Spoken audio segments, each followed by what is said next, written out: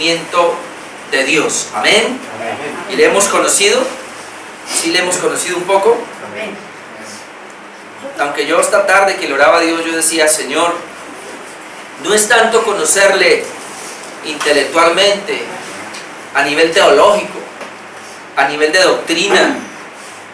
Yo creo que este conocimiento doctrinal nos tiene que llevar a un conocimiento personal. Amén. A un conocimiento personal. Y yo veía que muchos de nosotros le conocemos de lejos. Es decir, sabemos quién es Dios.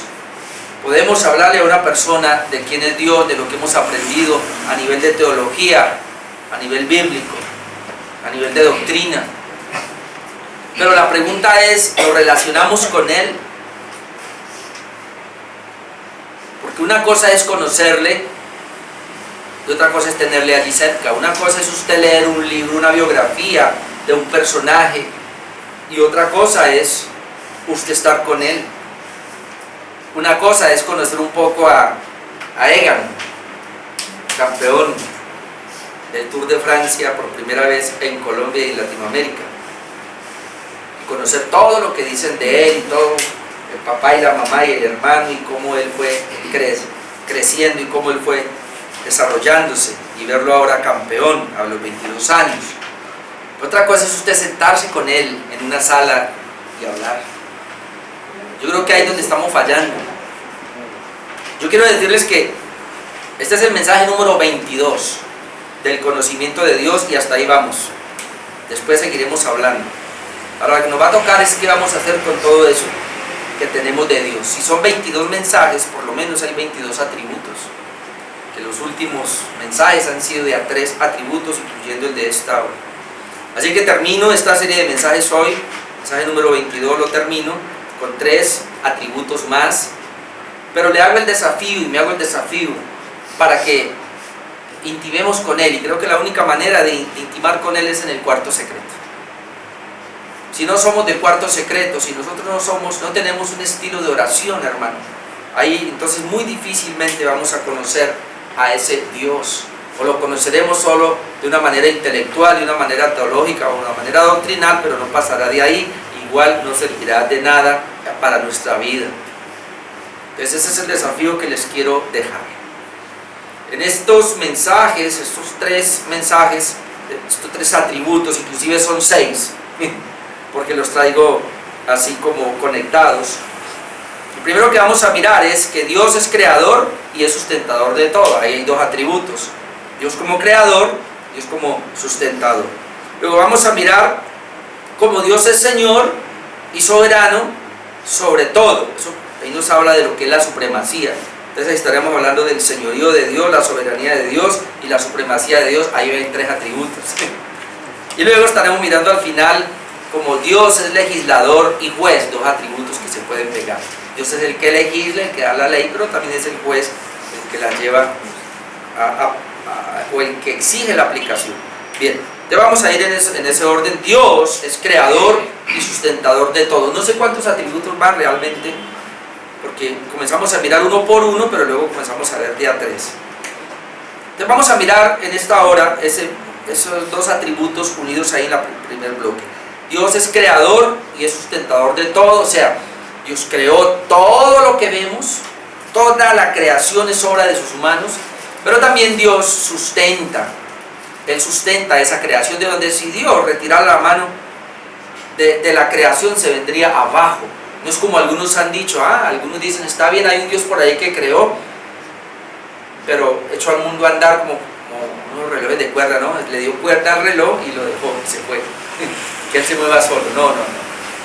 Hermano, Dios tiene que, en su creación, Él está allí muy cerca sosteniendo la creación. El pastor Paul Wasser define así: una de las verdades fundamentales de las Escrituras y la fe cristiana es que Dios es el creador de los cielos y de la tierra. Esto es fundamental. Él es antes de todas las cosas y todas las cosas existen por causa de Él. Dios es la causa de todo lo que existe. Él no fue creado ni hecho por algo ni por alguien más grande que Él mismo, sino que Él es el creador y el hacedor de todas las cosas.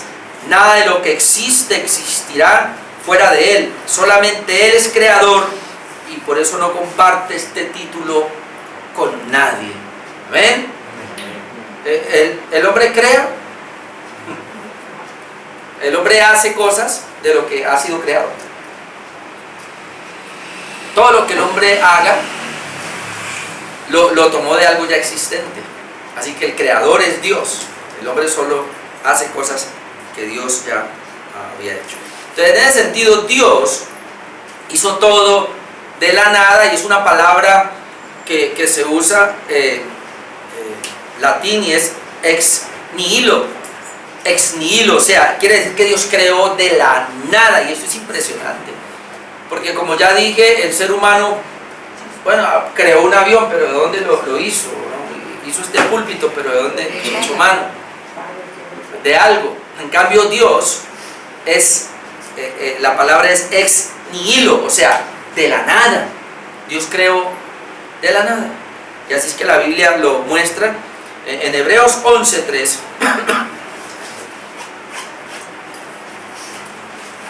En Hebreos capítulo 11, versículo 3 dice: por la fe entendemos haber sido constituido el universo por la palabra de Dios, de modo que lo que se ve fue hecho de lo que no se veía. Lo que se ve fue hecho ex nihilo. Esa es la palabra, fue hecho ex nihilo. O sea, lo que se ve fue hecho de lo que no se veía, de la nada. Entonces, en ese sentido, Dios es el creador, y aquí dice que Él lo hizo por la palabra, ¿verdad? En Génesis 1:1 entendemos a qué se refiere aquí Hebreos cuando dice que fue por la palabra de Dios. Génesis 1:1, usted lo conoce, dice que en el principio creó Dios los cielos y la tierra. Luego dice que la tierra estaba vacía, estaba desordenada, las tinieblas estaban sobre la faz del abismo, el Espíritu de Dios se movía sobre la faz de las aguas. Pero aquí está: y dijo Dios, y luego sigue la misma expresión para todo. Un ejemplo: sea la luz, y fue la luz. Entonces, Hebreos nos dice que Dios creó, por la fe entendemos, los cristianos, los creyentes, por la fe entendemos. ¿Qué cosa entendemos? Que el universo fue creado por la palabra de Dios de la nada. Eso es lo que nos está diciendo. Ahora, el medio, porque ahí dice, bueno, y la palabra, ¿cuál es el medio? Pues el medio es la palabra. El medio, y esa palabra es Jesucristo. Esa palabra es el Verbo. En el Evangelio de Juan, capítulo 1, tenemos la afirmación.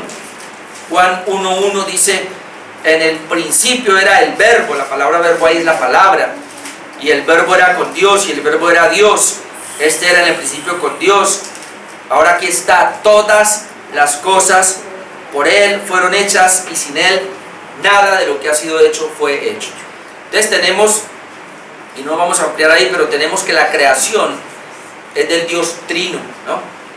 Dice que el Padre fue el que creó, pero en Génesis 1 veíamos que el Espíritu de Dios se movía sobre la faz de las aguas, y la expresión ahí, moverse, es como cuando un pájaro está dando vueltas en su nido para empollar, para poner su huevo ahí. Entonces la idea es parecida. El Espíritu Santo estaba ahí revoloteando para tratar de hacer la creación. Entonces el Padre de la nada habla, y esa habla es el Verbo, el Logos, que es Cristo, y el Espíritu Santo está allí pues para llevar a cabo todo lo que es la creación. Por eso dice que sin Cristo nada de lo que ha sido hecho fue hecho. Colosenses 1 también nos habla de esa misma parte. Qué bueno que lo analicemos, que lo miremos. Colosenses 1, verso 15.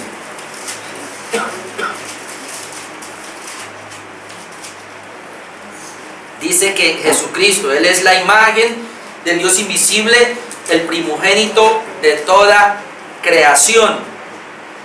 Ahora, la palabra primogénito aquí es principal, o el primero, ¿no? O antes, el primero o principal quiere decir que es antes de la creación. porque en Él, o sea, en Cristo, fueron creadas todas las cosas. Otra vez, mire que la abarca absoluto, un absolutismo aquí. Fueron creadas todas las cosas. Y luego dice, ¿dónde? Las que hay en los cielos, las que hay en la tierra. Y luego amplía, sean visibles, sean invisibles, sean tronos, sean dominios, sean principados, sean potestades. Todo fue creado por medio de Él y para Él. Y aquí hay un punto que es el que está pegado ahí, el que quería que miráramos. Y todas las cosas en Él, y Él es antes de todas las cosas, y todas las cosas en Él subsisten. ¿Ve?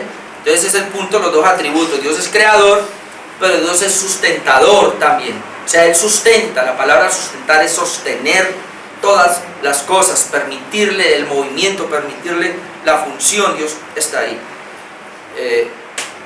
Como Él es creador, Él es sustentador, y Hebreos también vuelve y lo dice. Miremos un momentico Hebreos, pero ahora el capítulo 1. Hebreos 1:1.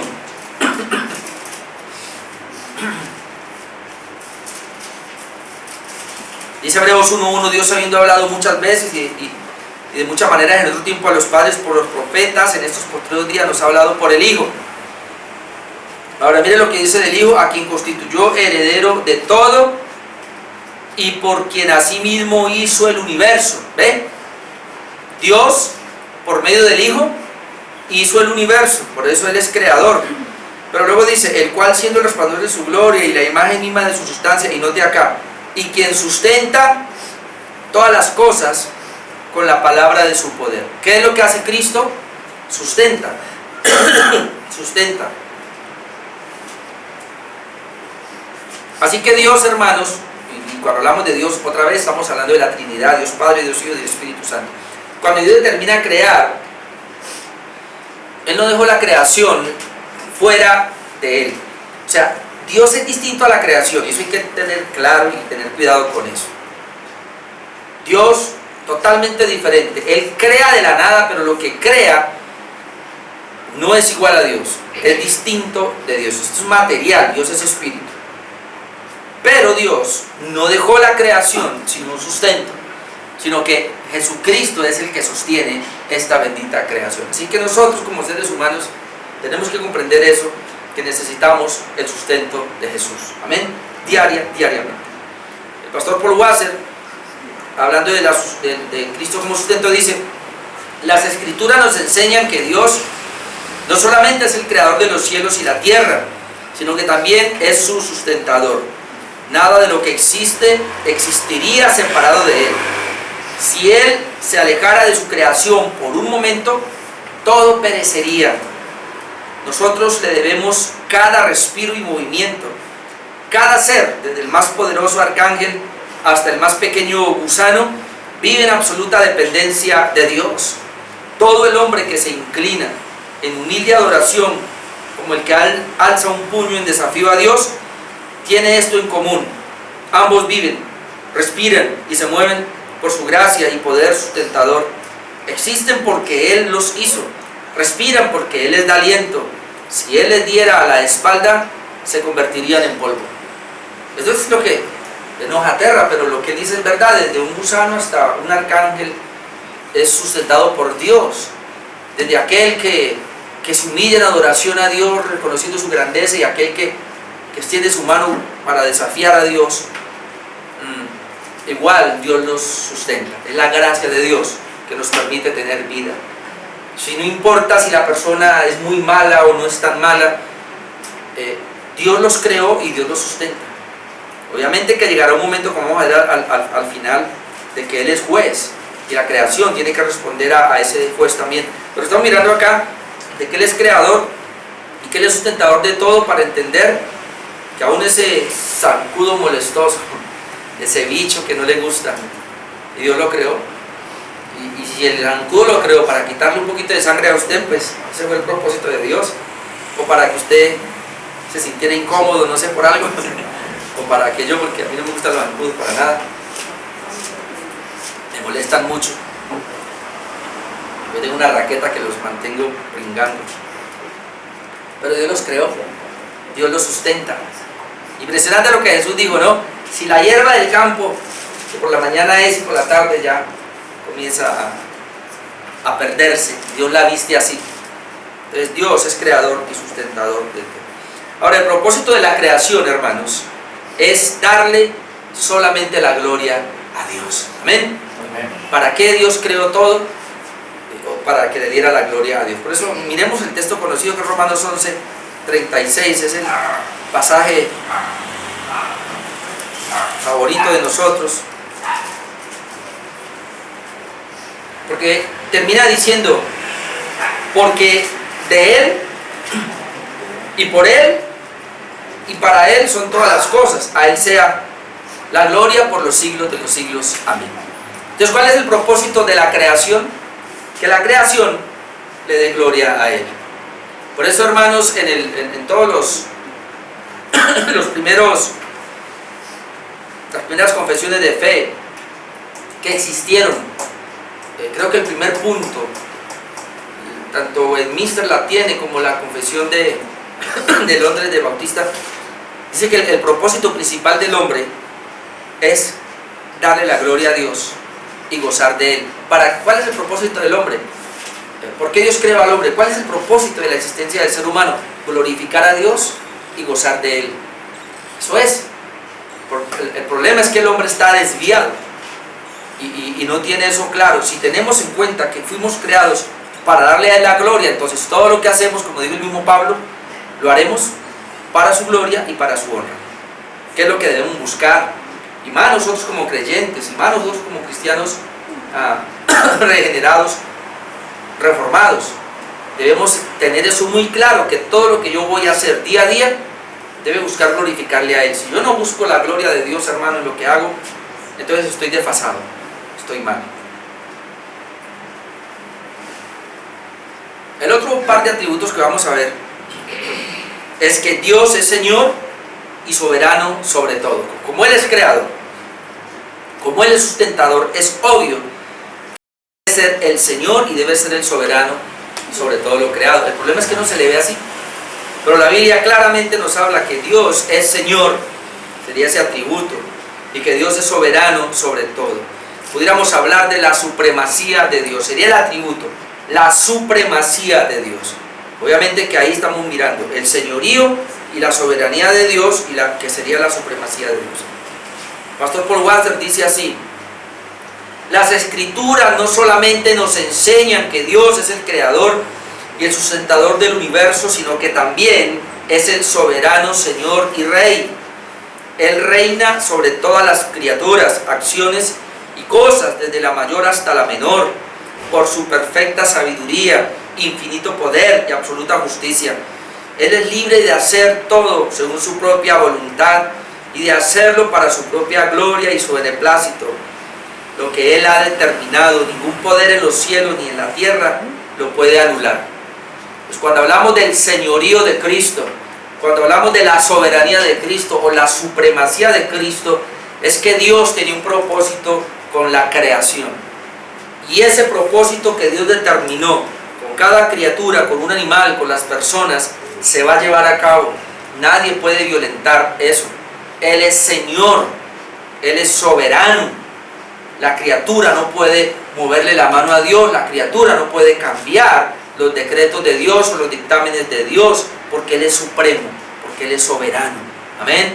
Él es el que ha determinado lo que va a hacer, y eso es muy importante que lo comprendamos para nosotros no pelear con Dios, sino sencillamente rendirnos a Él. Amén. Eso lo hemos aprendido. Hay gente que pelea con Dios y pelea con Dios todos los días, y una manera de pelear con Dios es no aceptar su condición. Si usted es rico o pobre, si usted es blanco o negro, si usted es alto o bajo, si usted es bonito o feo, hermano, usted lo único que le queda es aceptar la condición. Pues ya Dios así lo envió, ya Dios así le permitió la situación. Obviamente que si hablamos obviamente ahora de riqueza y pobreza, y Dios le da la oportunidad pues de trabajar y conseguir dinero, bueno, ya está en su plan eso. Pero el problema que tiene la gente es que no se acepta como es. Y no aceptarse como es rebelarse contra Dios. Entonces, por favor, la gente se anda cambiando de todo, ¿no? Ojalá que usted no se cambie. Aquí hasta de sexo se andan cambiando porque no se aceptan como son. Y eso es una rebeldía contra Dios. Impresionante que hoy día ya no se quieren casar, y es una rebeldía contra Dios. Hoy día tienen los hijos así, sin casarse, y es una rebeldía contra Dios. Porque es decir, Señor, tú dices una cosa, pero yo vivo como a mí me place. Y lo más terrible es que dentro de la congregación cristiana la gente se rebela contra su palabra.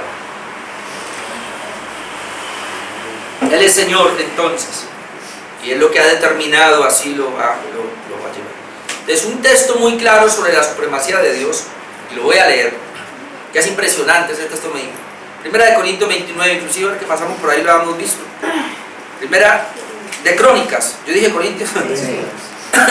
Primera de Crónicas 29, un texto de supremacía muy elevado.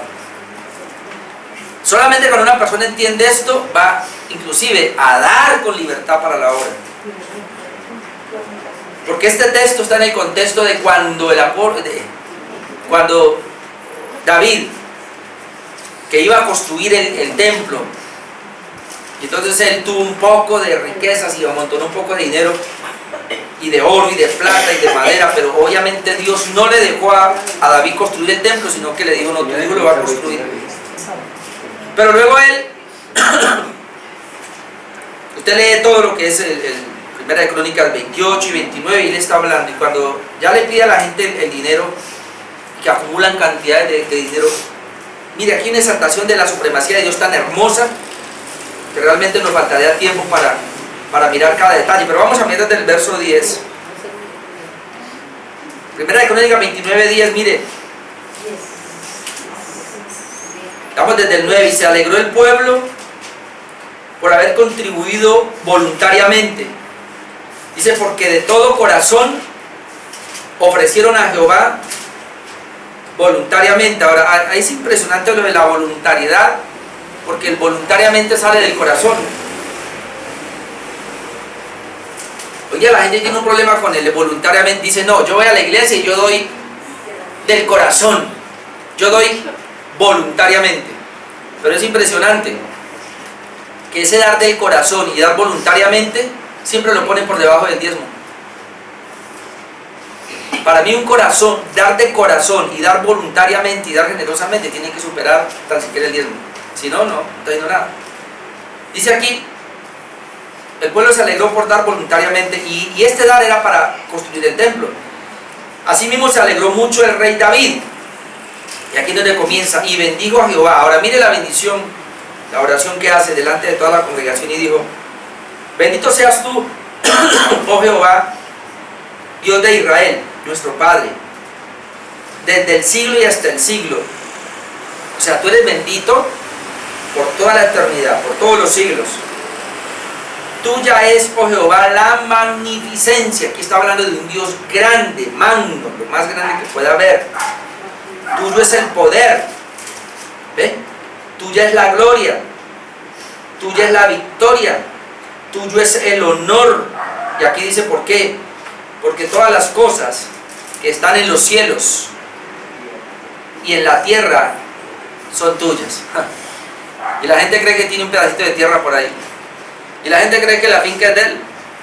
¿Sabe que me llamó la atención ahora que estaba preparando lo del tema de Ruth, sobre lo que era el rescate de la tierra? Que en Israel, cuando Dios le dio tierra a Israel, nunca la tierra fue de ellos. Fue como más bien prestada. El Señor decía, porque de Jehová es la tierra en su plenitud.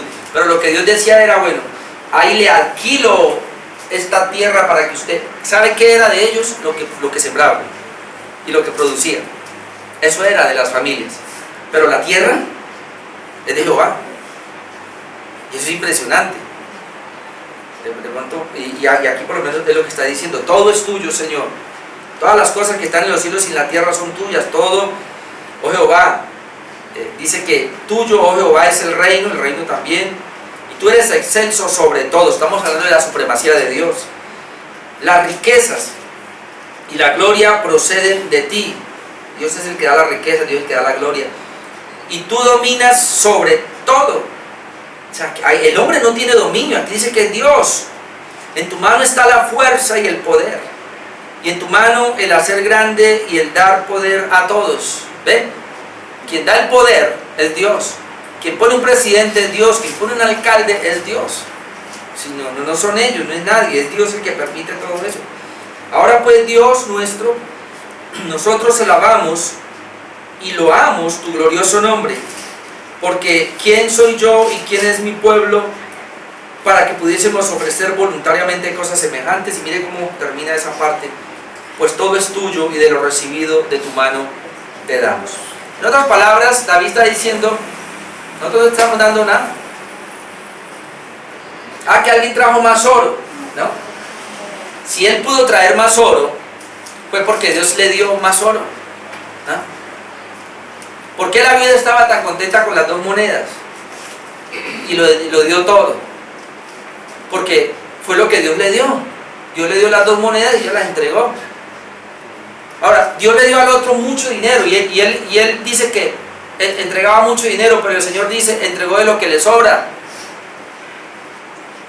Porque Dios, que es el que da a cada persona, Él da conforme a lo que Él ha determinado. Y de acuerdo a lo que Él ha dado, así la gente debe dar. Pero la gente no hace eso. Por eso yo siempre he dicho, y nunca me cansaré de decirlo, que el diezmo es lo más equitativo que hay. Porque nadie da menos y ni nadie da más. Porque si una persona se gana 100,000 pesos, da el diezmo. ¿Y cuál es el diezmo? 10,000. Y si una persona se gana 100 millones y da el diezmo, ¿cuánto es? 10 millones. Ahora, ¿los dará? Si usted vende una casa ahora o un negocio y se ganó 100 millones, ¿usted el domingo trae 10 millones aquí? No creo que lo haga. No lo hacen, yo lo sé, no lo hacen. Aquí me han puesto a orar por bendiciones y han llegado las bendiciones y nunca han traído nada. En esta iglesia, supuestamente reformada.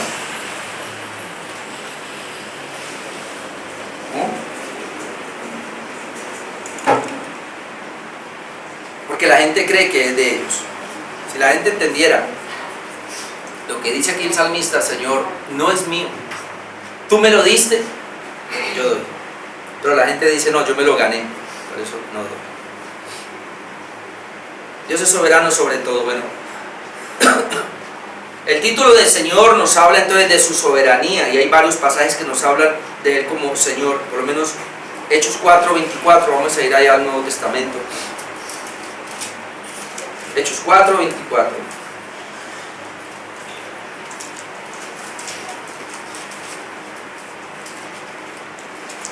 Y aquí hay una oración y dice, y ellos habiéndolo oído, o sea, ¿qué fue lo que oyeron? Que había una persecución para los apóstoles. Entonces, habiéndolo oído, alzaron unánimes la voz a Dios y dijeron, y note lo que dijeron: soberano Señor, tú eres el que hiciste el cielo y la tierra, el mar y todo lo que hay en ellos. Pero ¿cómo comienzan a orar? Soberano Señor. Yo les he dicho a ustedes que esa palabra soberano ahí es muy fuerte, porque lo que esa palabra ahí dice realmente en el original es déspota. Déspota. Y un déspota es una persona que tiene todo y que hace con eso lo que se le da la gana. O sea, no le rinde cuentas a nadie. Toma sus propias decisiones. Ese es un déspota. Quien toma sus propias decisiones, hace con lo suyo lo que quiere, a su antojo. Ese es un déspota. Pero el único que puede ser déspota es Dios. Ese es el único en su supremacía. Es el único que puede hacer lo que quiera. Nosotros no. Nosotros como cristianos y como hijos de Dios tenemos que contar con la asistencia de Él, con la ayuda de Él y con el permiso de Él. Usted cuando no viene un domingo aquí y se va de paseo o se va para otra cosa, ¿usted le pide a Dios permiso? No creo, porque si usted le pidiera a Dios permiso, Él no se lo daría.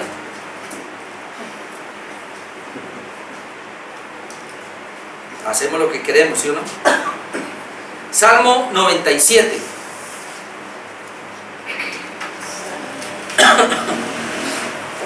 Salmo número 97. Vamos a mirar unos versos acá. Del 1 al 5. Esto es impresionante. La soberanía de Dios estamos mirando. Dios es Señor, Dios es soberano. sobre todo su supremacía. Dice el Salmo 97, Jehová reina. Regocíjese la tierra. La tierra, cuando Jehová reina, debería regocijarse. Alégrese las muchas costas, nubes y oscuridad alrededor de él. Justicia y juicio son el cimiento de su trono. Fuego irá delante de él y abrazará a sus enemigos alrededor. Sus relámpagos alumbraron el mundo, la tierra vio y se estremeció. Los montes se derritieron como cera delante de Jehová, delante del Señor de toda la tierra. Delante del Señor, delante del déspota de toda la tierra. Él es el Señor de toda la tierra, Él es el soberano de toda la tierra. Es lo que nos indica ahí la Escritura. Entonces, en ese sentido, Jesucristo es el único Señor de señores. Y eso la Biblia lo registra, y vamos a mirar estos pasajes. Primera de Timoteo 6, cómo nos habla de que Jesucristo es el único Señor de señores. Primera de Timoteo 6, 14.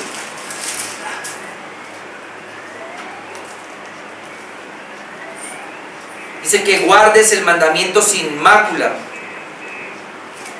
ni reprensión hasta la aparición de nuestro Señor Jesucristo. ¿Hasta cuándo hay que guardar el mandamiento sin mancha? Hasta la aparición de nuestro Señor Jesucristo, la cual a su tiempo mostrará el bienaventurado y solo soberano Rey de reyes y Señor de señores. Note la expresión. Él es el único bienaventurado y solo soberano. No hay más soberanos. Jesucristo es el único solo soberano. Esa es otra sola que está en la Biblia, ¿no? Vamos a añadirle una sola más a la Reforma Protestante, el solo soberano. Ya, Jesucristo, no hay más soberanos. El solo Rey de reyes y Señor de señores. O sea, en la tierra puede haber reyes, pero Él es el Rey de reyes. En la tierra puede haber señores con minúscula, pero Él es Señor de señores.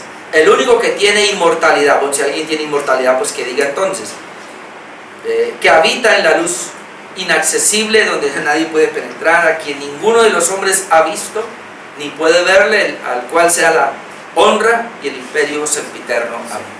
Entonces, esta es la razón por la cual la Biblia exige, nos pide, me gusta como más exige, adoración.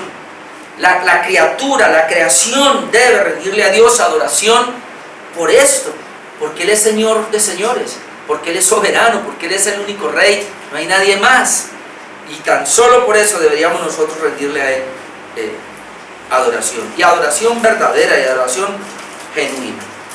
Ahora vamos a mirar Apocalipsis 17, otros pasajes que nos hablan de Jesucristo como el Señor de señores, como el Rey de reyes. Apocalipsis 17, verso 14.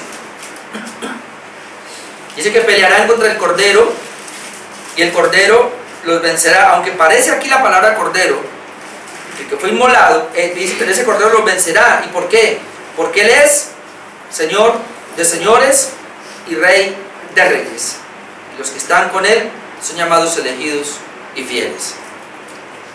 Entonces, Él es el único Señor de señores, Rey de reyes. 19:16, Apocalipsis 19:16, también nos dice estas palabras: y en su vestidura y en su muslo, hablando de Jesucristo, tiene escrito este nombre: Rey de reyes y Señor de señores.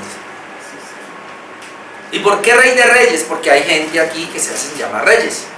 ¿Y por qué Señor de señores? Porque hay gente aquí que se hace llamar señores. Entonces, el calificativo para Él de que Él es Rey, estamos hablando de entonces de que Él es Señor y que Él es soberano.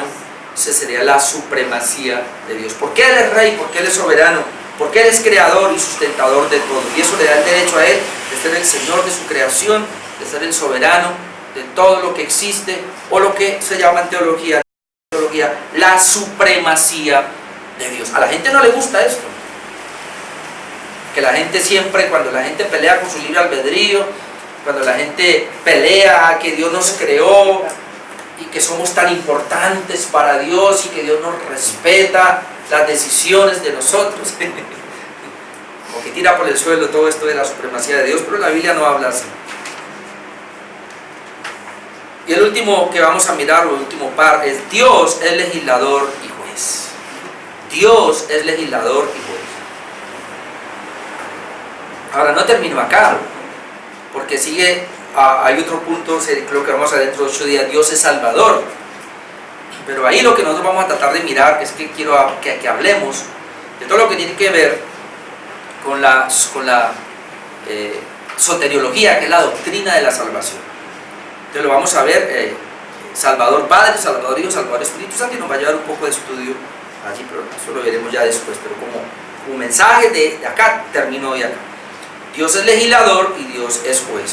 El pastor Paul Wasser dice así: las escrituras nos enseñan que Dios es un soberano, santo, justo y amoroso, quien se preocupa por el bienestar de su creación. Es correcto que un soberano como ese reine sobre su creación y administre justicia, premiando el bien que hacemos y castigando la maldad. Según la palabra, Dios ha revelado su voluntad a todos los hombres y los juzgará según el estándar que se les ha revelado. Todas las criaturas pueden tener la confianza de que Dios les juzgará según la norma más estricta de justicia y equidad. Siempre se debe reconocer que el juicio de Dios no es injustificado ni cruel, sino que es una consecuencia inevitable de su santo y justo carácter y una parte necesaria de su gobierno. Es un Dios que renuncia a juzgar la maldad, no sería bueno ni justo. Una creación donde la maldad no fuera refrenada ni juzgada, pronto se destruiría a sí misma. Entonces, cuando hablamos de Dios legislador, estamos hablando de que Dios es cierto que creó todo, que Él es el sustentador de todo, que Él es el soberano de todo, pero para poder ser soberano de todo, y en este caso de nosotros como criaturas, Él tuvo que legislar y Él tuvo que dejar unas leyes, su ley, para que sus criaturas observaran esa ley y vivieran conforme a esa ley, y dependiendo cómo van a vivir conforme a esa ley, Dios los iba a juzgar, y ahí entraría el ser el juez. El pastor Paul Wasser sigue diciendo acá: las escrituras nos enseñan que el creador y soberano Señor del universo es también el supremo legislador y juez. Dios ha establecido leyes morales bajo las cuales deben vivir todos los hombres, y los hace responsables tanto por su obediencia como por su desobediencia. Según la Biblia, el hombre no fue creado para ser autónomo, de la palabra griego auto y nomos, que significa ley. Entonces, el ser humano no fue creado para vivir sin ley, sería la palabra autónomo, ni autogobernado, sino temonos. La palabra teos de Dios y monos ley, o sea, el hombre fue creado bajo la ley de Dios. El ser humano fue creado para vivir bajo una ley de Dios. Nadie puede pretender vivir sin esa ley, que es lo que el hombre hace hoy día. A mí no me gusta lo que está pasando con la sociedad. Bueno, en parte se cumple la palabra. Ya Isaías gritaba: a lo malo llaman bueno y a lo bueno llaman malo. Y hoy día lo que tenemos es totalmente la página volteada. Totalmente, por eso la Biblia ya ha sido quitada, ya no está en el gobierno, la han quitado. Y las leyes que se inventan hoy día son leyes favoreciendo inclusive ni siquiera a la mayoría de las masas, sino a las minorías. Porque hay una fuerza que está viniendo de que todos somos libres y que libre pensamiento y que tenemos que respetar a la gente en su libertad y toda esa vaina. Y eso está trayendo un caos, hermano. No sé si usted ha visto, pero en todo eso inclusive la ideología de género y todo eso, yo veía un video donde hay un señor que se viste como perro y él tiene un vestido de dálmata, porque él es un perro dálmata. Y a él tienen que darle comida para perro y él come ahí echado como perro, y él le ponen un lazo y él lo lleva y él va. Ese es un ser humano, pero que su ideología es de perro. Esa ideología es de perro. Estos días era que mi esposa me mostraba, en la historia hay como 3 mujeres, no sé si hay más, que se han casado Una se casó así con el muro de Berlín, creo. Gente que se casa con una piedra. Se casan con un árbol. Y tienen que oficiar la boda. Sociedad loca. Sociedad que no quiere someterse a un gobierno de Dios. Hacen sus propias leyes. No hay nadie autónomo, hermano. Pero ellos creen que sí. Entonces, cuando hablamos de que Dios es legislador, a Dios se le atribuyen 3 cargos muy importantes. Vamos a mirarlo en Isaías 33. 3 cargos muy importantes que le atribuyen a Dios en Isaías 33. Vamos a mirarlo 22. Isaías 33, 22. Porque Jehová es nuestro juez, Jehová es nuestro legislador, Jehová es nuestro rey, Él mismo nos salvará. ¿Cuáles son los 3 atributos aquí o que se le dan? Jehová es nuestro juez, Jehová es nuestro legislador y Jehová es nuestro rey y Él nos salvará. ¿Qué hacemos? Él es rey, ¿por qué? Porque tiene un gobierno. Él es juez, ¿por qué? Porque tiene una legislación. ¿Qué hacen los jueces que conocemos? Legislan, ¿sí o no? ¿Y en qué se basan ellos para legislar? Pues en una ley, en este caso la ley colombiana. Hay unas leyes, y ellos tienen que legislar de acuerdo a esa ley. Ahora, ¿quién hizo la ley? Bueno, autoridades. Pero Dios tiene su ley, la establece y Él tiene que legislar basándose en esa ley. La ley moral de Dios, por lo menos los 10 mandamientos, eso es nuestra ley. Y Él es un juez que nos va a juzgar de acuerdo a eso. Y por eso es rey, como dice ahí la misma palabra. Entonces la Biblia nos habla de que uno solo es el dador de la única ley. Y es Dios el dador de la ley y no nosotros. Mire lo que dice Santiago 4:11. La ley la dio Dios. Santiago 4:11, 12. ¿Sabe que yo hice el martes? Yo hice mi presentación de mi trabajo final, que era un ensayo. Yo lo puse un ensayo sobre Pablo y la ley. Pero mucha gente acusa a Pablo de que él era antinomiano, o sea, en contra de la ley. Pero yo pude demostrar en ese trabajo que al contrario, si ahí hubo alguien que amó la ley, fue el apóstol Pablo. Y se rindió a esa ley. Ahora mire lo que dice Santiago 4:11. Hermanos, no murmuréis los unos de los otros. El que murmura del hermano y juzga a su hermano, murmura de la ley y juzga a la ley.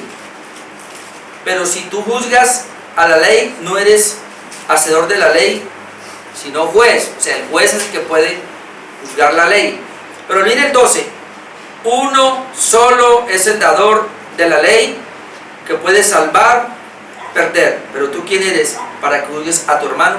Uno solo es el dador de la ley, que puede salvar y perder. ¿Quién es? Dios. Uno solo es el dador de la ley, y esa ley es, no se puede, hermanos, quebrantar. Es la ley de Dios perfecta. Cuando uno lee la Biblia, lee los Salmos, aún el mismo Pablo decía, la ley de Jehová es pura, la ley de Jehová es buena, es perfecta. Y eso es lo que tenemos que hacer nosotros. La ley de Dios se resume en el amor, y aquí están los textos del apóstol Pablo. Pero antes del apóstol Pablo vamos a mirar a Jesús, porque tanto Jesús como Pablo, miren el valor que le dan a la ley, que es lo que el Señor quiere que leemos nosotros. Marcos capítulo 12.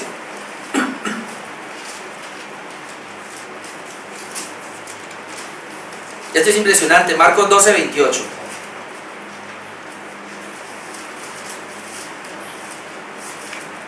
Dice que acercándose uno de los escribas, que los había oído disputar, y sabía que le habían respondido bien, le preguntó, ¿cuál es el primer mandamiento de todos? Este quería saber cuál era el principal mandamiento.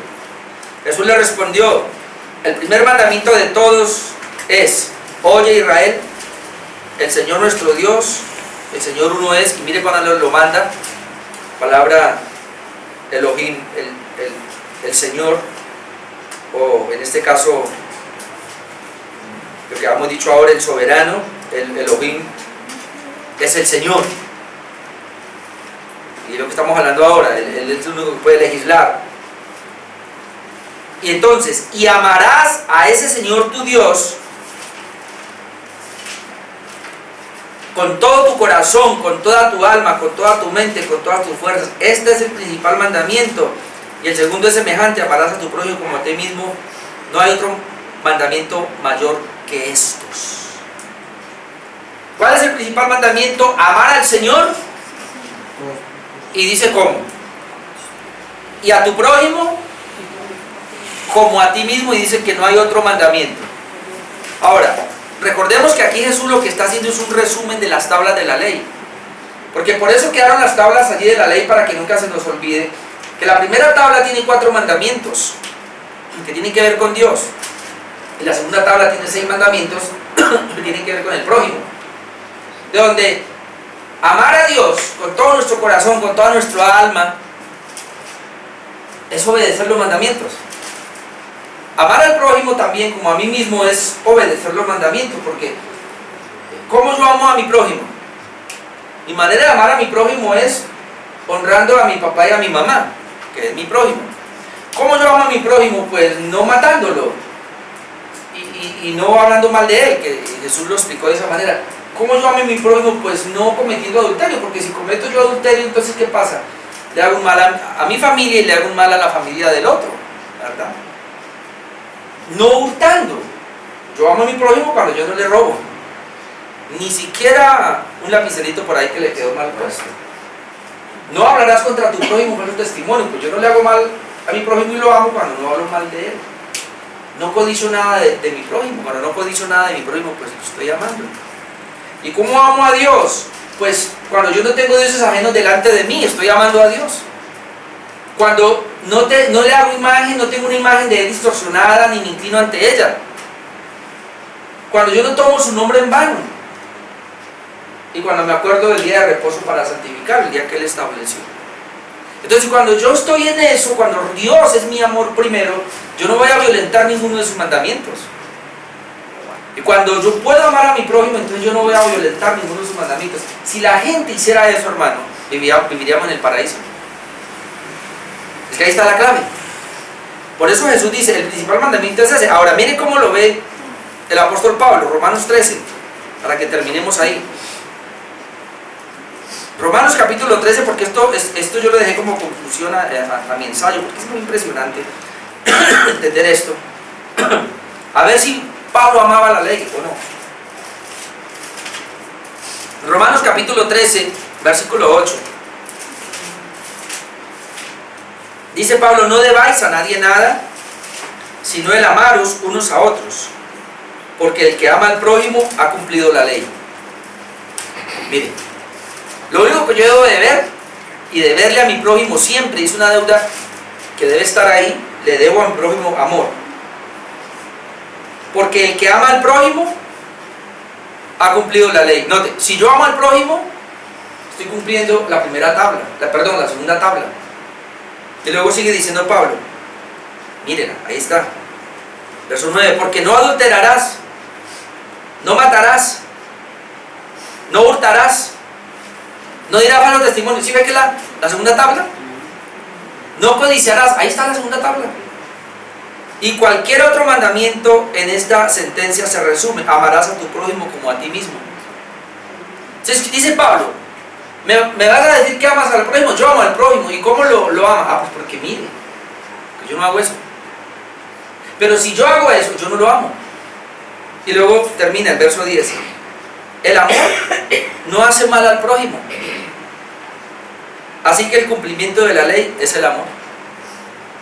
Tanto Pablo como Jesús dijeron, el cumplimiento de la ley es el amor. O sea, ¿quién ha cumplido realmente la ley? Quien ama. ¿Quién ama a quién? Quien ama a Dios. ¿Quién ama a quién? Quien ama al prójimo. ¿Quién ha cumplido la ley verdaderamente? ¿Quién es el que verdaderamente ama? El que ha cumplido la ley. Porque el que ama a Dios está cumpliendo los 4 mandamientos de la primera tabla. El que ama al prójimo está cumpliendo los 6 mandamientos de la segunda tabla. Y ese es el principal mandamiento para Jesús. Ah, no, pero se levantan los antinomianos a decir: yo ya soy justificado, yo ya me perdonó, para mí no son los mandamientos. El mismo Pablo dice, no recuerdo el texto, pero él dice: a los que están sin ley, yo voy a estar como si estuviera sin ley, no estando yo sin la ley de Dios, sino bajo la ley de Cristo. Entonces hay quienes se atreven a decir: Pablo vivió bajo una ley, no bajo la ley del antiguo pacto, sino bajo una nueva ley, la ley de Cristo. Y yo les pregunto: ¿y cuál es la ley de Cristo, mijo? No me contestan, porque como Pablo no dijo cuál era la ley de Cristo, pero especulan: no, era otra ley. Digo: ¿otra ley? Pues mi hijo, no seamos tan, ¿qué le digo yo?, tan cerrados. La ley de Cristo es la misma ley de Dios. Cuando Pablo dice: yo no estando sin ley de Dios, sino bajo la ley de Cristo. ¿Y cuál es la ley de Cristo? Pues la ley de Dios. ¿Y cuál es la ley de Dios? 10 mandamientos, caramba. ¿Por qué tenemos que tratar de...? Es que es muy importante, hay que comprender esto. Yo no soy salvo por guardar la ley. Por eso el punto que yo llevaba, y por ahí lo tengo, y si alguien lo quiere, pues se lo dejo, es Pablo y la ley antes de la conversión y después de la conversión de él. Luego hablé el inconverso y la ley, el propósito de la ley para el inconverso, y luego en tercer lugar el propósito de la ley para el creyente, de donde el creyente no puede estar sin ley. Entonces, ¿por qué estoy hablando de ese punto? Porque estamos hablando de que Dios es legislador y Él es juez, y como legislador Él nos dejó la ley. Y no vaya a pensar cuando Pablo llega y dice: porque es que la gracia le puso fin a la ley. ¿Sabe que la palabra fin, hay un texto que dice que el fin a la ley, creo que Gálatas 5:14 me parece, cuando habla de que el fin de la ley es Cristo, así dice, el fin de la ley, la palabra fin ahí es propósito. O sea, el propósito de la ley es Cristo, pero algunos creen que la palabra fin es finalizado. O sea, que están diciendo: el fin de la ley, se da cuenta, como Cristo vino, ya la ley se acabó. Entonces Dios no es juez, entonces. O sea que para esta gente que dice que porque están en Cristo ya no tienen la ley, entonces ya Dios no es juez de ellos. No, Dios sigue siendo legislador, sigue siendo juez por toda la eternidad. Termino con el pensamiento del pastor Paul Wasser, entonces, hablando de que un día tenemos que rendir cuentas a nuestro juez. Él es juez. Él dice así: de acuerdo con las Escrituras, Dios le ha revelado su voluntad a todos los hombres y les juzgará según el estándar que les ha sido revelado. Toda criatura puede tener la seguridad de que Dios les juzgará según las normas más estrictas de justicia y equidad. Se debe reconocer siempre que el juicio de Dios para con los hombres no es injusto ni cruel, sino la consecuencia inevitable de su santo y justo carácter y una parte necesaria de su gobierno. Un Dios que renuncia a juzgar la maldad no sería bueno ni justo. Una creación donde la maldad no se refrena ni es juzgada, pronto se autodestruirá. Entonces lo que Él está diciendo es que por ser Dios bueno, santo, justo, tuvo que dejar una ley. Y Él tiene al final que venir y pararse como juez. Es lo que va a hacer. Cuando la Biblia, tanto en el Antiguo Testamento como en el Nuevo Testamento, habla del día de Jehová, del gran día del Señor, de la ira de Dios, la ira para aquel día, está hablando, lo habla de dos términos. En una parte dice que todos compareceremos ante el tribunal de Cristo, y en la otra parte dice que todos compareceremos delante del gran trono blanco, que viniese a hacer lo mismo. Y entonces en Mateo 25 dice que se reunirán todas las naciones delante del Señor, y Él va ese día a apartar de todas las naciones, va a apartar a las ovejas, se pondrá a su derecha y los cabritos a la izquierda, y a los de la derecha los va a llevar: benditos de mi Padre, entren al reino, y a los de la izquierda los va a mandar al infierno. ¿Y cuál es la base? Su ley bendita. La salvación para nosotros no depende de haber guardado la ley, aunque sí depende de haber guardado la ley. Sí. Pero yo no fui el que la guardó, fue Cristo. Cristo guardó la ley, fue justo, y esa justicia, o sea, haber creído en Él, me la dio a mí. Y yo aparezco delante de Dios, aquí, donde esté delante del gran trono blanco, el Señor me va a llamar a mí y me va a decir: sus pecados ya han sido perdonados y la ley ya fue cumplida. Cristo lo perdonó y Cristo le otorgó la ley que Él cumplió, así de que pase. Pues luego llaman a los otros: y lo miran y le dicen, mijo, usted pecó mucho, pero no son perdonados, usted no tiene ningún perdón, y la ley la violó totalmente, al infierno, a pagar eternamente. Por eso, hermanos, gracias a Dios por la salvación que nos ha otorgado en Cristo Jesús. Amén. Porque Él nos dio su justicia. Él no solo nos justificó, la doble imputación, no solo Él cargó con nuestro pecado, sino que Él imputó a nosotros la justicia de Él. ¿Y cuál es la justicia de Cristo? Que cumplió fielmente los 10 mandamientos y nos lo dio a nosotros. Y aparecemos como que los cumplimos. Qué precioso, ¿verdad? Póngase de pie y oramos. Vamos a darle gracias a Dios por esta serie de mensajes que nos